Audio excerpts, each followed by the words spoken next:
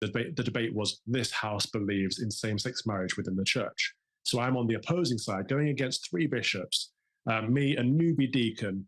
I haven't been studying theology anywhere near as long as they have. And I thought, something's seriously wrong here. If I'm coming up against these three figures in authority who are saying that actually what we're doing the faith wrong.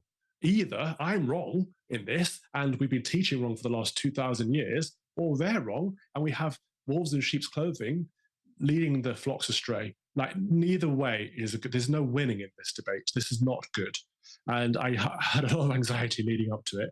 And I prayed and asked the Holy Spirit to inspire me to help me put forward Christ's words, not my words. And that's what I feel I did. And on the day, it was intense. You could have heard a pin drop in that room. It was a hostile environment.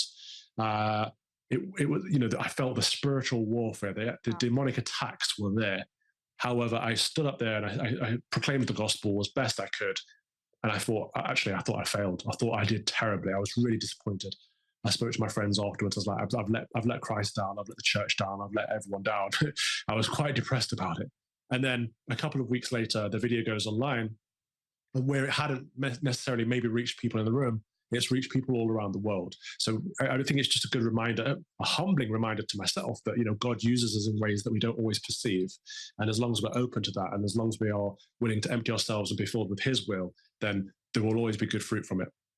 If I look at where this is coming from, it's not coming from the laity. The laity are still very faithful and wanting good shepherds. And it's not even coming from the clergy. Most of the priests are very faithful and affirming and keeping their heads down as best they can not to get them chopped off, unfortunately. But it's the bishops, most of the bishops, not all of them, but most of the bishops in the Church of England are completely liberal.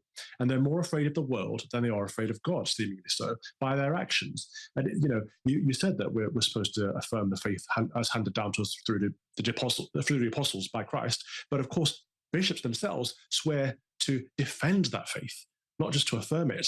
And they're no longer doing that. And it's such a letdown because people up and down the country are being let down spiritually. Like, the church is supposed to be there for them, and it's not.